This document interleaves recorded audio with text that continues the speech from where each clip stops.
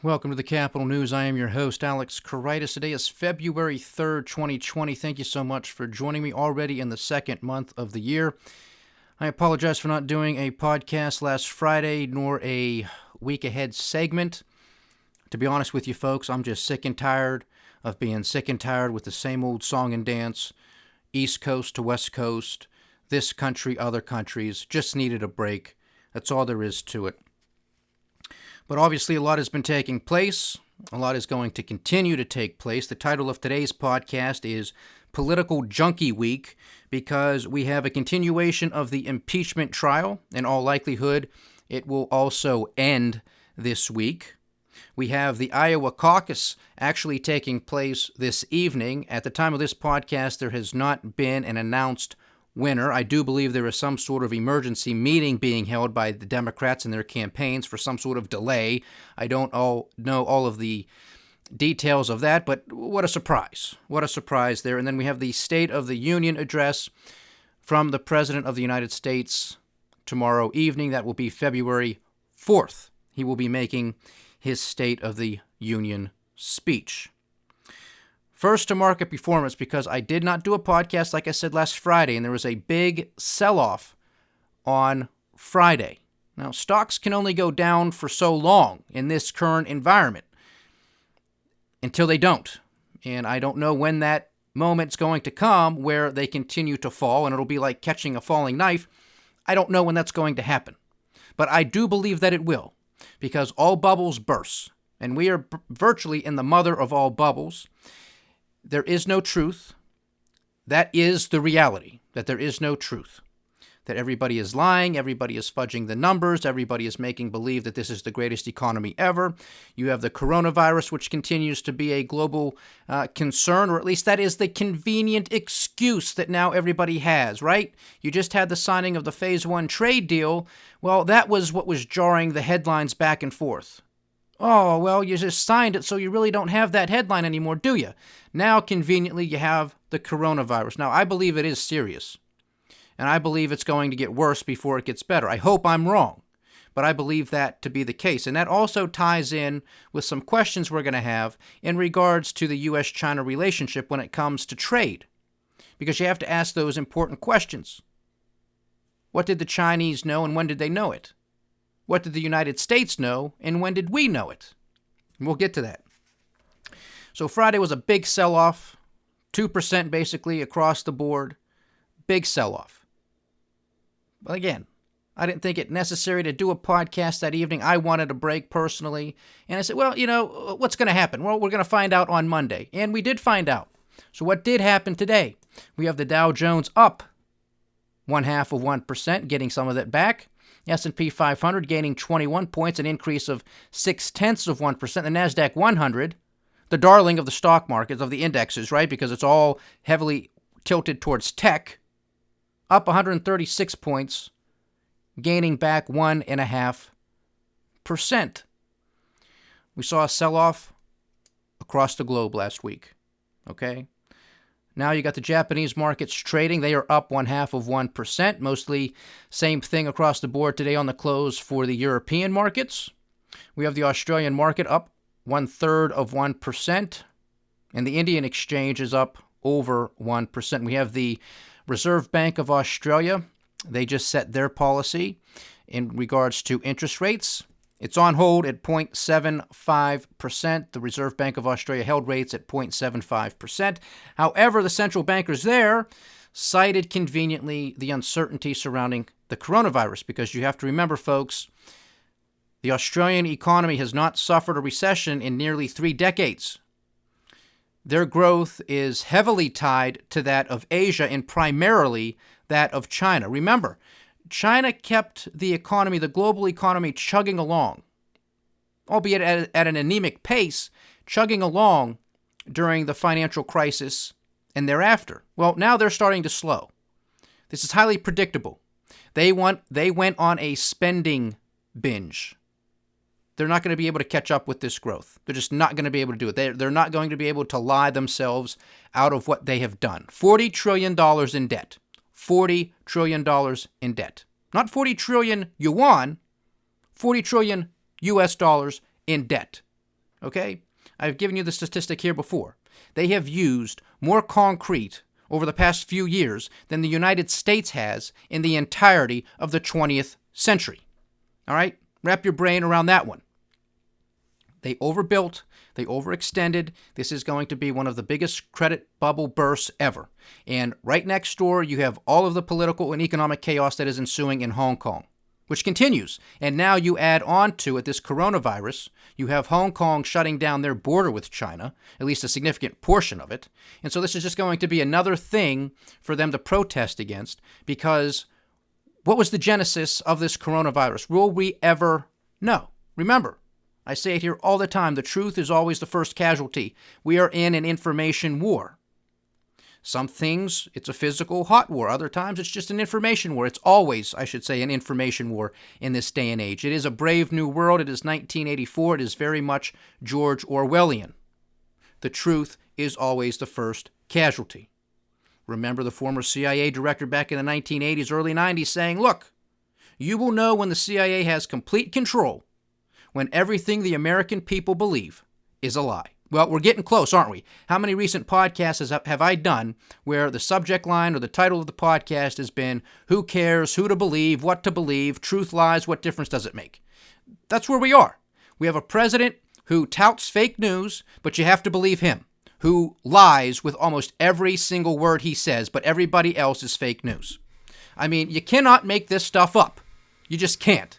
So we are living in a very, very dangerous time. We're virtually in a constitutional crisis with what's going on in the U.S. Senate right now. An asinine legal argument from Alan Dershowitz, one of the defenders of Donald Trump, although he's distancing himself from Donald Trump. I'm not defending the president, I'm defending the Constitution, with saying an abuse of power is not an impeachable offense. A fourth grader who has had introductory civics knows that that's a bunch of BS. Of course, an abuse of power is an impeachable offense. Next to treason, it's number 2. That's what it is. And treason, depending on how it took place, that could be an abuse of power in and of itself.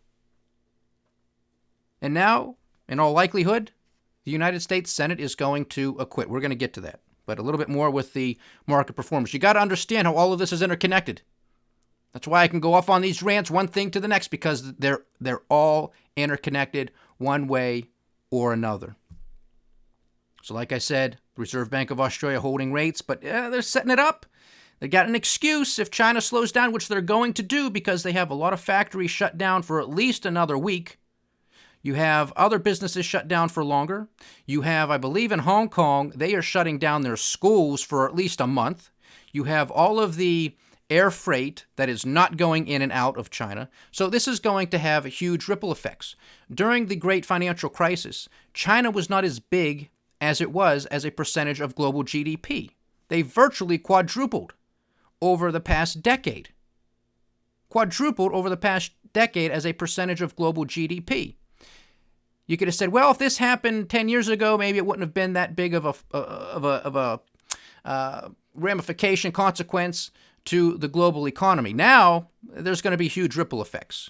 Huge ripple effects, especially if this continues. So it's going to be a convenient excuse. I hope it's not serious, but I believe that it is. On the commodity front, based off of these fears with the coronavirus, of course, that's what the headline news is. We know that the global economy is in a slowdown. It has been in a slowdown. WTI is trading at $50.56. It was below $50 today. It had a 49 handle earlier. We have Brent, the international metric, at $54.83 a barrel. It is getting pummeled as well. Natural gas is now trading at $1.83 per million BTUs, British thermal units, $1.83. We have not seen this price this low with natural gas since 2016. That was in the depths of the mini recession that was experienced in regards to manufacturing. Well, we say it here all the time, folks. We have a global slowdown. Global slowdown. So your demand is lessening. You have zombie companies that continue to get money, to get financing because we live in an easy money environment. Nobody can fail. Nobody can go out of business, although that's another story with a lot of bankruptcies we're seeing. Leverage loans, junk bonds, you name it, they will get the money. All of these energy firms, especially the smaller ones who are on the margins. But guess what? They have debt to service. So what are they going to have to do? They're going to have to produce. Well, what are they producing? Natural gas. Well, they got to produce it, and they got to service that debt. But the price of the commodity that they're selling is getting shellacked. It's getting shellacked. So what do you think is going to happen, especially when they face a mountain of debt over the next few years? This is what they experienced a few years ago. But this was pretty much just solely the energy sector a few years ago. Now it's the energy sector and everybody and their mother. So you might have said, well, we skirted an official recession. It was just a mini recession within manufacturing and mining and energy. What's going to happen this time? Because I've said it here many times before. Look it up for yourself if you don't believe me. Go through the names, go through the numbers. Construction, retail, manufacturing, industrial production, transportation, federal, state, and local tax receipts, corporate profits, and jobless claims. Go look them all up. This is not looking good. There is no way on God's green earth that this is the best and greatest economy ever in the history of the United States of America. It's not even close. We talked about GDP last week coming out at 2.1%, which I said is a big crock of you-know-what. But guess what? Here's how that gets slightly manipulated, okay? A lot of the contribution in the fourth quarter was from, guess who? Uncle Sam. Government spending. Great, fantastic. That's why we have trillion-dollar deficits. I told you. Thunder Thumbs ain't going to cut spending. He's not going to let it happen because he knows it's going to affect GDP. Even though it would be better, he doesn't care because it's going to decimate that number. Can't hide it. You also have net exports, which is typically a big drag because we import more than we export in this country. But because John Q. Public is slowing down, the consumer, the almighty consumer is slowing down, not importing as much. You understand? So that is not a good omen either. Not good. When you have the consumer starting to slow down, it's a math trick is basically what it is. And then you throw on top of that what we spoke about last week with the GDP deflator and how they're manipulating the actual GDP figure with that. That's another sign that things are not looking good. Because remember, when you account and adjust for that GDP deflator by actually using the Bureau of Labor Statistics figure with the CPI, the Consumer Price Index, you're going to come down below 1%. I believe the figure was 0.22%, somewhere about that. That is much more in line with what we have been talking about here for months in regards to the Cass Freight Index, right? The Dow theory, the Cass Freight Index, looking at freight. You got to get goods from point A to point B. If there's a lot of movement, well, then you can say, all right, the GDP, the economy looks good. If there's a lot of slowdown, the opposite. Well, there's been a ton of slowdown and a continuation for the past 13 months. And that's why I said to me, a huge sign as to whether or not we will be entering officially a recession this year is going to rely on the Cass Freight Index and what we see during the first quarter of 2020. Well, if you continue to see the effects of this coronavirus, slowing down freight, slowing down production, everything, well, what do you think is going to happen? Those numbers aren't going to improve. They're not going to look good at all. All it's going to do is create a really bad baseline, which is going to mean it's going to be easier to beat on a month-over-month basis if and when this coronavirus gets contained. So if this continues through the first quarter of 2020, and in all likelihood it appears that it's going to, then I'm going to say that we're likely going to be in a recession this year. The only question is going to be, will the National Bureau of Economic Research, will they call a recession this year? Because remember, it typically takes them months, if not an entire year, before they actually call when a recession begins. So Thunder Thumbs is under the gun here. Because you can't have the greatest economy ever and then have the National Bureau of Economic Research come out and say, oh, well, we're in a recession. That just doesn't jive. You might be able to pull the wool over so many people's heads right now because there has not been an official call. But once that takes place, all bets are off. Of course, he'll probably spin it as it's the Federal Reserve's fault or the National Bureau of Economic Research is deep state and they're against me, they're the enemy, yada, yada, yada. And guess what? People in this country are going to believe that because they're not paying attention to the numbers under the hood like this audience is, because that's what we talk about here on the Kapital News. Lots of stuff going on, folks. Tons of stuff going on. And when you have the political crosswinds, such as they are, with the presidential campaign in 2020, I mean, it couldn't be any easier for the Democrats. And I'm no Democrat. I voted for Trump. I don't want to vote for him again. Most likely won't. But it couldn't have been any easier. The bar is so low. And then you put up there Pocahontas, Senator Elizabeth Warren, and crazy Bernie Sanders of Vermont, socialist, democratic socialist, whatever they want to call themselves. It doesn't get any easier. Who's going to vote for that in this country? Now, there's enough people that are going to, but enough to take over Donald Trump? Probably not. Probably not. Joe Biden, could he do it? Potentially.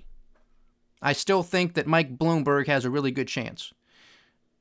Obviously, because of the money he has, but I think he's going to have, I really do. I think he's going to have the chops to do it. I think he has the experience to do it, the know-how to do it. You have Donald Trump, who is this wild, chaotic force, businessman, versus Mike Bloomberg, who is a businessman, but is much more calm and methodical. I mean, that's going to be a stark choice. Donald Trump has really good inside people as far as data is concerned. Very good people within the Trump organization, within the Trump campaign when it comes to data. Well, guess what? Mike Bloomberg, the Bloomberg Terminal, Bloomberg News, he is Mr. Data. So he's going to have some of the best people too. All right, and he has the money to self-fund himself, which is basically a drop in the bucket when you look at how wealthy he is, about $60 billion. He could buy out Donald Trump about 20 times over, okay? We're talking big money here, all right? So he can say, look, I have executive experience with being a mayor. I have the business experience of being, he can quote, I'm the true billionaire, this, that, and the other.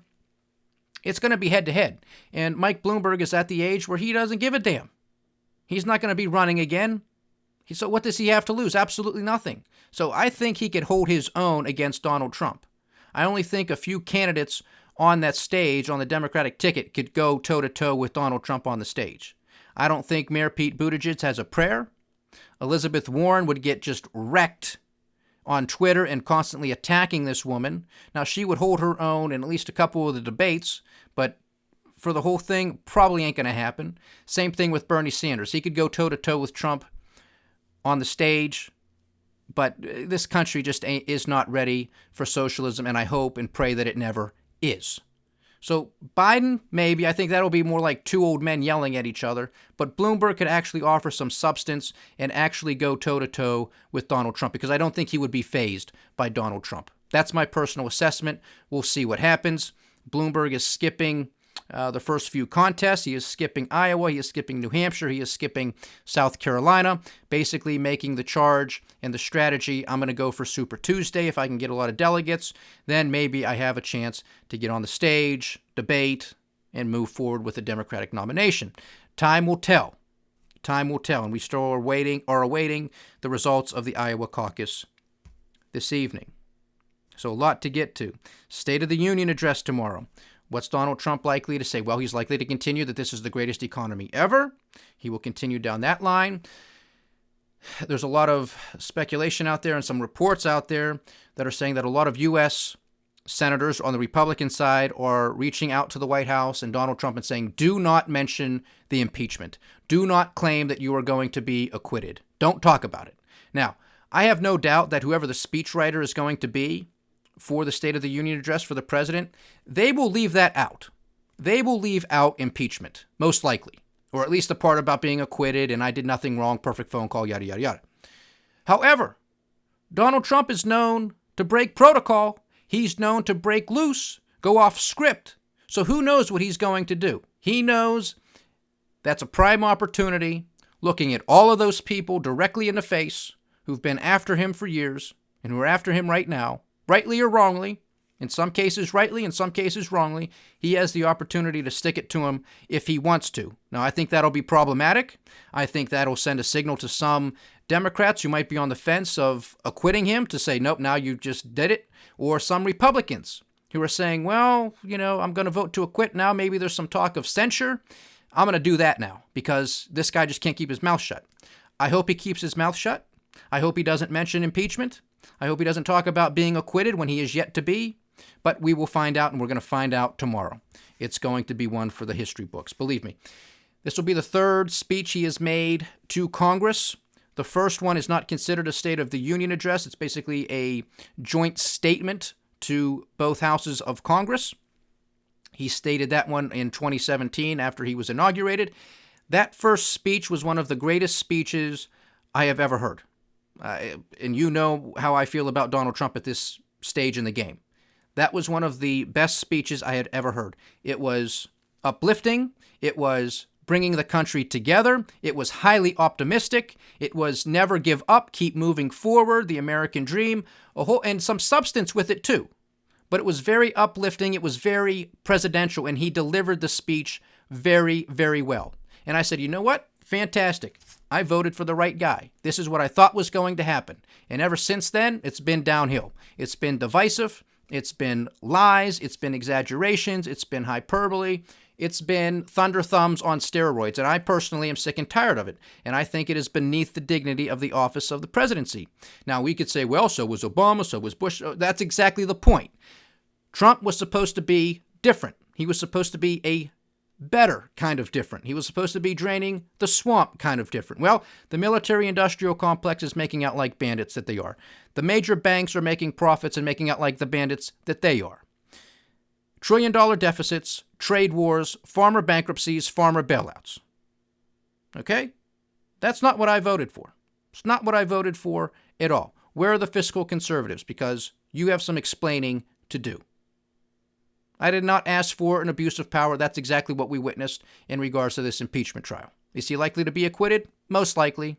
Most likely. I mean, my Machiavellian play, my theory is still in play. It's still a possibility. They could say, well, we don't want any witnesses. Why? Because we've heard enough. He's guilty, and we're going to actually vote to convict and remove. I highly doubt that's going to happen, but it's still a possibility. Time will tell. So there's a lot going on. I'm not happy with where Trump is, like I've been saying. But that first statement was very good and uplifting. If he could have continued that, this country would be in a much better place. We would not, I honestly believe this. I don't believe we would be as divided as we are. Because Trump could have came in, and let me backtrack a second, because I've stated this many times before. I did not vote for Barack Obama. I did not agree with many of his policies. But he had the opportunity when he came in 2009 to go down in history as one of the greatest presidents ever. He will now go down as one of just mediocre, maybe even poor, okay? So a lot of that's his fault. Some of that's the Republicans for not crossing the divide to work with him. You know, a lot of that division started with the Tea Party and that type of stuff, okay? But he had a clean slate. He had the opportunity. He blew it. And we've discussed maybe some of the reasons why. Well, guess what? Donald Trump came in with a similar situation. Not a crumbling economy. It was a stagnant economy, and it's basically been the same since. But you've had some big stimulus measures that have been put in place. You had a huge tax cut. You have trillion-dollar deficits. That's big spending, okay? You have a lot of deregulation. You've had some repatriation of tax dollars. That's going to make its way into the system. You have the central bank now cutting interest rates when they were going up or keeping steady. Now they're cutting them. Now they're flooding the market with cheap liquidity once again. This is huge stimulus measures. It's all fake. It's all fake. It looks real because you go to the bank, you get a loan, you buy something, you're holding it in your hand, you say, well, I have it. Yeah, you do. But it's from the future. You understand what debt is? And everybody wants to say, well, we're just going to grow ourselves out of it. No, we're not. That is a fundamental flaw in understanding what debt actually is. It's pulling future production, demand, consumption from the future to today. How are you going to catch up to it? You know how much growth you need to catch up to it when you're swimming in $24 trillion in debt with no end in sight? It's only getting worse and worse by the day, folks. And talking about being great is not going to make it so. Donald Trump could have came in. I'm here to drain the swamp. Economy be damned. If it's GDP, if it's 4%, fantastic. If it's 1%, fantastic. We have a mission as Americans to do X, Y, and Z. That's why I am elected. He could have worked above all of it. And then in the meantime, he could have put commissions together, bipartisan commissions. We got to go through all of the regulations. We got to find redundancies. We got to talk to the inspectors generals of every branch of government, every institution. We got to find out where all the fraud, abuse, and corruption is. We got to root it out. We got to talk to whistleblowers, everybody who's talking about all of the fraud, corruption, and abuse, and we got to wipe it out. You got 2 years to do it, an investigation and a report. Then we're going to take it to Congress. What I can do as president, I will do as president to relieve the stress, to relieve the corruption. What we have to do through Congress, we'll go through Congress. We'll change the laws. We'll go that route. In the meantime, we're going to work on bipartisan issues. Bipartisan issues, infrastructure, something that's actually going to make a difference at this point in time in this country because so much of the country's infrastructure is outdated. So there would be an actual economic gain to it at the end of the day. Now we're not even touching it. You understand? Things could have been done to unite this country and for him to have fulfilled his mandate of draining the swamp. Now it's the Republican Party versus the Democrats. Poke the bear, poke somebody in the eye. Somebody calls me an idiot, I'm going to call them stupid. Back and forth. This is not presidential. This is not American. We have to rise above it. And it's not this president. I'm sad to say it. I voted for him. I was hopeful, especially after that first speech he gave to the Joint House of Congress. It's been downhill ever since. And he didn't have to do it. He doesn't have to say the things that he says. He does not have to tweet the things that he says. Doesn't have to do it. He can rise above it and lead by example. He doesn't. He takes credit for things that appear good, blames others when it's bad. That is poor leadership. There's no excuse for it whatsoever. And that could be a stark contrast that some of these Democrats, if they're smart enough, and most of them aren't, but I do think Bloomberg is because I'm starting to see it, to say, look, I'm the steady hand. I take responsibility. I give my team credit when something goes well. If something goes wrong, I take the blame. That is the complete opposite of Donald Trump. If it all goes well, it's all his doing. If it all fails, it's all somebody else's fault. That's a stark difference. Chaos versus steady hand. Accountability versus no accountability. This is huge. I'm telling you. Pay attention to Mike Bloomberg. He is not going away. Believe me when I tell you. State of the Union, we'll see what Trump does. Coronavirus. What did China know and when did they know it? What did the United States know and when did we know it? Because when you're starting to look at the timeline, and I found an interesting timeline on my Twitter account, somebody did a pretty good job at putting this together as to when officially these headlines started coming out with the coronavirus, a lot of it. January, after the signing of Phase 1. Coincidence? I think not, because the Chinese knew about this in December. Leads me to believe that the United States probably also knew about it because in the article that I read, in the timeline that I came across, there were other countries who were aware of what was taking place in China with respect to the coronavirus. Can't have this falling apart, the trade deal, can you? Not on this. So now the question becomes, on top of that, what did they know? When did they know it? Now the question becomes, can China fulfill their commitment when it comes to the Phase 1 trade deal? Well, at least for the next couple of months, probably not. Probably not. So there's a lot of stuff, going on here. A lot of unanswered questions. A lot of questions that I haven't even heard raised on the mainstream media. All right? So this just tells me that this is going to be they're at least going to use it as a scapegoat. They're going to use it as a crutch to justify why numbers are poor, because you can't understand that this is a slowing global economy. This audience is equipped with the information to know this. You know better. The coronavirus is just something that's going to make it potentially even worse, just like the trade deal and all of the back and forth and all of the tariffs. It was a convenient headline to justify a poor number. Oh, well, that's just the tariffs. Once the tariffs are off, then everything will go back to normal. Well, the tariffs have been reduced and, well, now there's a virus. Interesting. Be prepared. Be prepared because this thing is contagious. Can be deadly. I hope I'm wrong. That they can contain it, that it's going to be fine. But you understand that China just built 2 new hospitals over the past 10 days. Yes, 2 new hospitals over the past 10 days. And there are reports that those hospitals are still not going to be big enough to handle these cases of coronavirus. So if you think it's contained, I don't think it is yet. I just don't think so yet. But I hope they do get it contained, and I hope it's sooner rather than later. Time will tell. Comes to the impeachment, we had heard closing arguments today from both sides, the House managers and the White House counsel. Pretty much the same song and dance that we've been hearing for the past week or two. Again, I commend the House managers on putting forward a good case, being very articulate and with their arguments. I am no fan of Adam Schiff. This audience knows this, but the man, I got to tip my hat to him. Tip my hat to him for his performance, if you will. Very articulate, very in tune with the facts of the case, as he should be.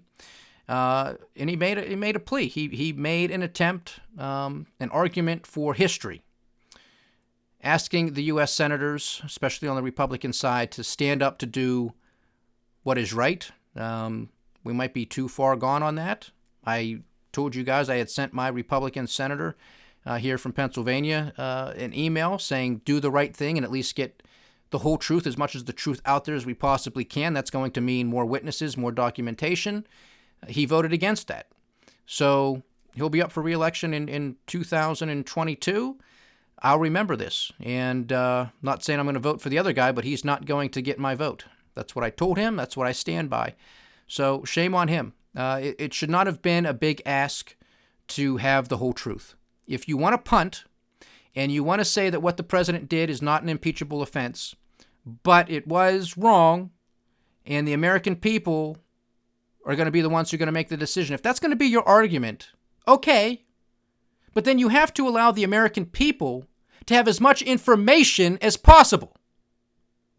And if you're not going to have more witnesses come forward, you're not going to have more documentation come forward, then how are we supposed to make the best decision? Because this is a serious thing. Impeachment. And then you have the idiot, Jody Ernest, senator from Iowa, coming out and making a political statement in regards to, well, if Joe Biden gets in, we're going to impeach him from day one, too. Are you kidding me? This is what we have devolved into because she's up for re-election and she wants to raise money. So forget that it's a serious offense. Forget that it's a serious process that our Constitution lays out in instances like this. Forget it. I just want to use it for political purposes. Forget it. Nobody wants to rise above it because I'm sure Miss Ernst was talking about how the Democrats are making this a completely political process. Well, then rise above it, Senator, and don't do it. We're not even done with the trial and she's already doing it. I hope she loses now. I'm sick of these people. I'm telling you, this is why I took off Friday. This is why I didn't do a week ahead segment. I am sick and tired of these people. Remember that movie Network? It's a classic. 1970s. I'm mad as hell. I'm not going to take it anymore. You know, people are sick and tired of being sick and tired. That's why the only leaders on this globe are the people who are sick and tired of being sick and tired, who are protesting in the streets around the world. Iraq, Libya, Algeria, Lebanon, Iran, Hong Kong, Peru, Venezuela, everywhere. People are sick and tired of it. It's only a matter of time before it comes to the more developed nations. Japan, Europe, United States of America. It's just a matter of time, folks. But the powers that be are going to do everything they can in this information war to lie, to deceive, to make believe that everything is A-OK. If everything was A-OK, we would not have trade wars. If everything was A-OK, we would not have trillion-dollar deficits. If everything was A-OK, we would not be seeing the type of bankruptcies that we are witnessing and we are going to witness throughout 2020. Just doesn't make sense at all. Do not check your common sense at the door because you like this president or you don't like this president. Do not check your common sense at the door. Use it. That's what distinguishes us from the rest of the animal population. You understand this? If you just want to say, okay, George, yep, that's what he said. Okay, Thunder Thumbs, I appreciate that. Don't do that. That's the problem. Everybody gets siloed in and you think your guy's special. They're all idiots. They're all idiots. You take a gamble, you think this guy's going to do it. You thought Obama was going to do it with hope and change, and you put your words up there. Whatever you were hoping for and changing for, that was him. Drain the swamp. Whatever that meant to you, that's Donald Trump. He's going to, give it to the man. Flip both birds to him. That was what he was going to do. Well, they're making out like bandits now. All right? So you better wake up and you better understand the truth. And I do my best to find it, and it's a very difficult process. No matter who or what you're listening to, who or what you're reading, it's difficult to find the truth. That's why I try to go to the numbers and let the numbers speak for themselves. I don't do any type of fancy manipulation with them. I just let them tell the story, and I relay that message to this audience, and I hope you appreciate it. I appreciate you. So stay tuned. It's a political junkie week. It's going to be a political junkie 2020, to say the least. And again, this is only the beginning of February. Please like, share, subscribe, get the word out, leave your comments. We do love hearing from you. Stay diversified, stay vigilant, and stay with the Kapital News. I am Alex Karitis. Godspeed.